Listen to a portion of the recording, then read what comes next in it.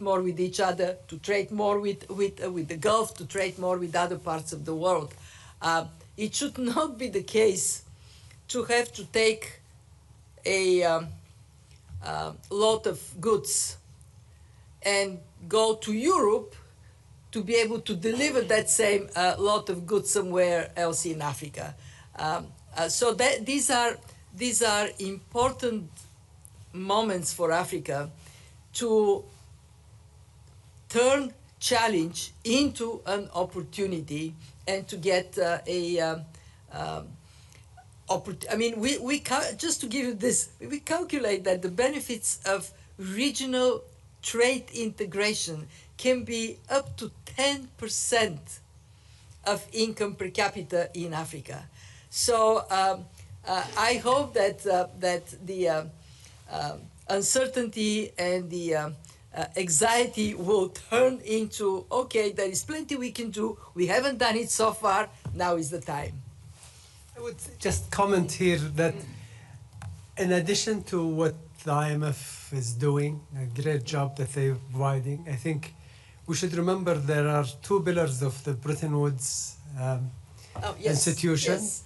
And I think the World Bank and the IMF has never worked better than now. I mean, they collaborate, they work together, they exchange information, and particularly in relation to Europe, you could see the significant work that has been done by the World Bank in supporting the poorer countries in Africa, and complementing that with the great work that the IMF is doing. So personally, I'm a governor on both, and I take them as a one package to help individual countries and regions.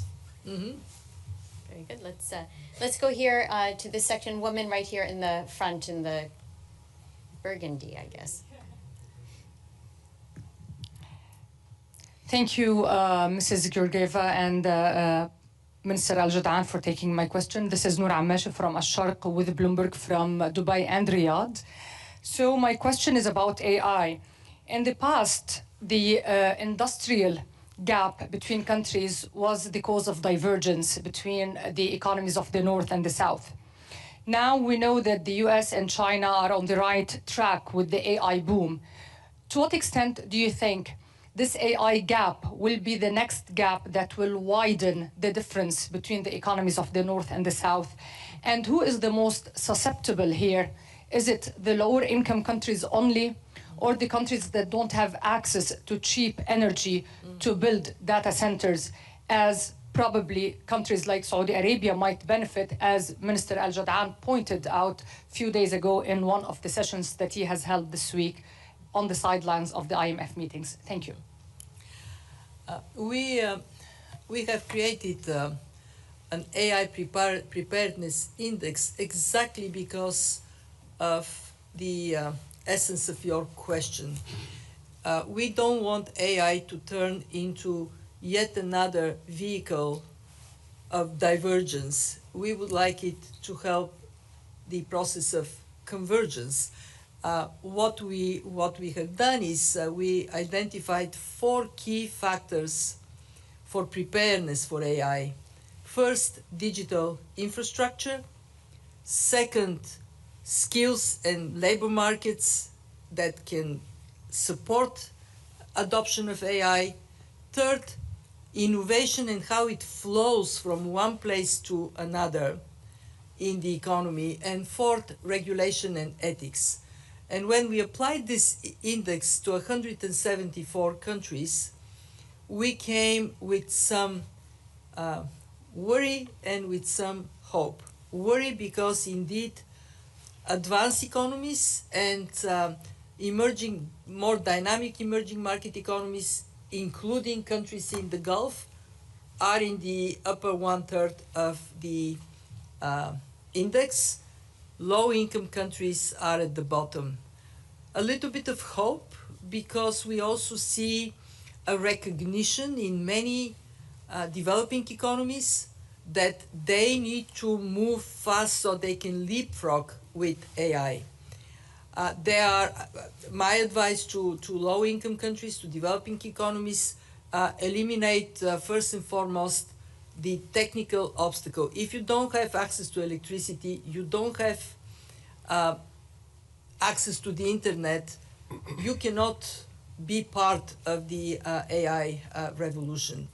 And while and this is where your point about the World Bank and the IMF working together, the World Bank has set a target of 300 million people with access to electricity out of the 600 million that don't have it today.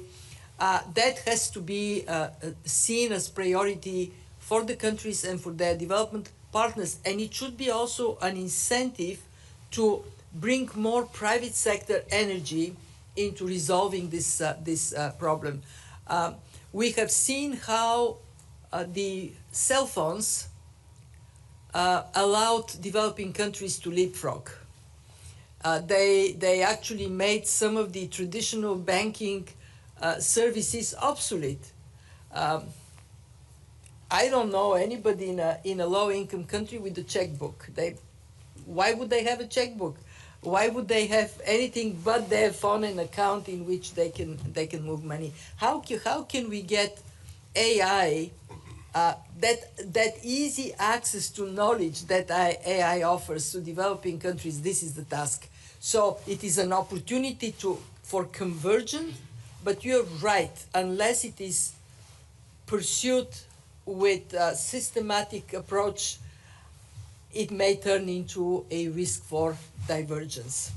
And by the way, I think just to complement this, I think the gap is not really about between south and north. Mm-hmm.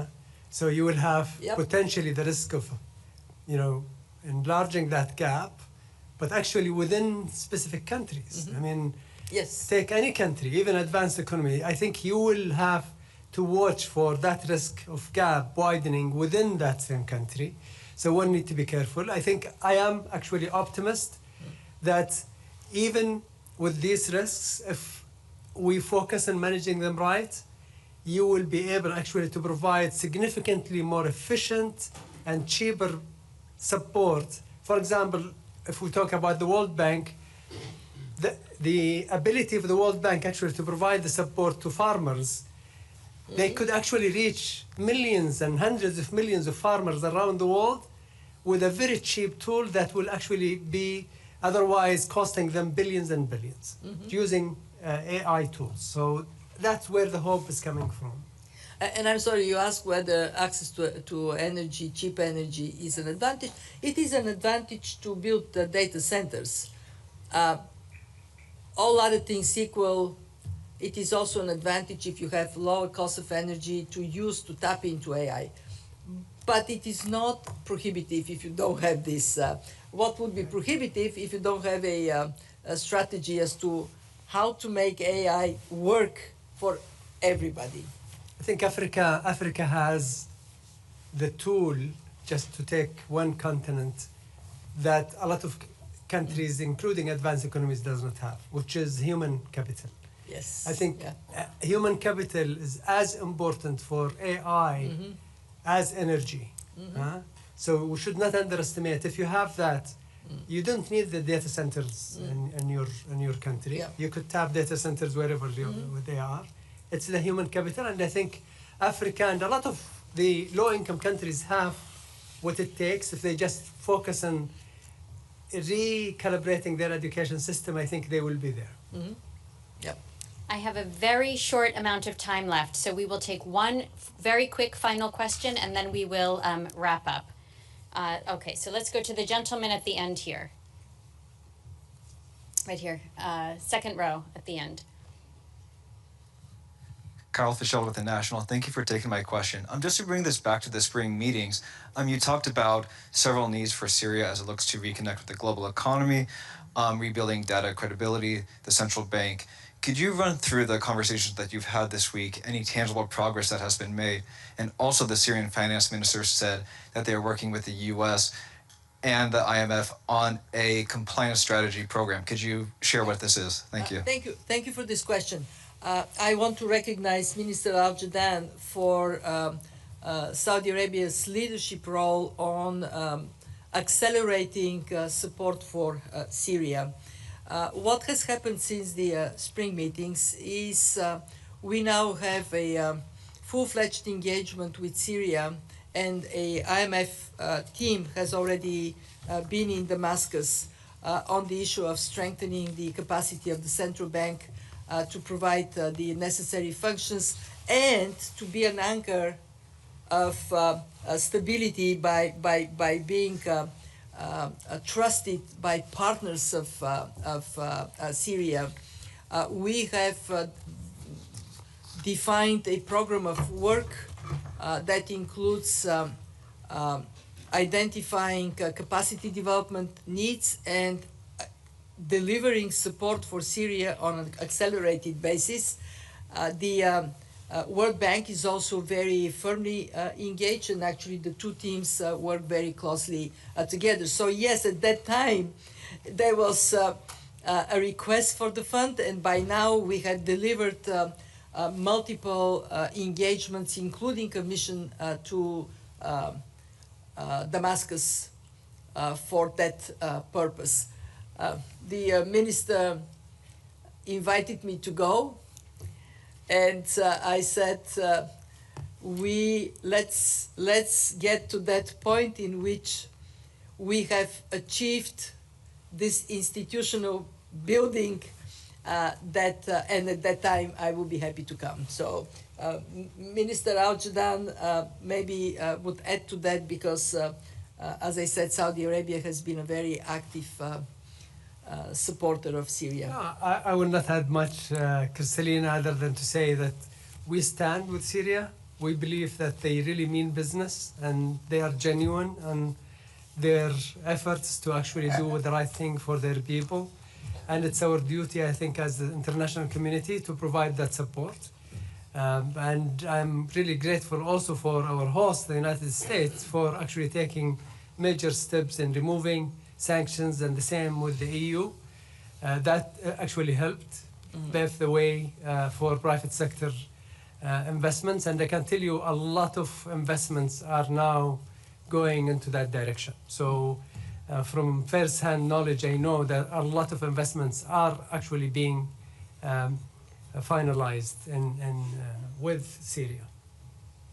Very good. So thank you so much. This concludes our press briefing for today. Thank you all for joining us. The full transcript, as always, will be made available on our website. And of course, if you have further questions, please do not hesitate to contact our media relations team. I wish you all a wonderful afternoon. Thank you.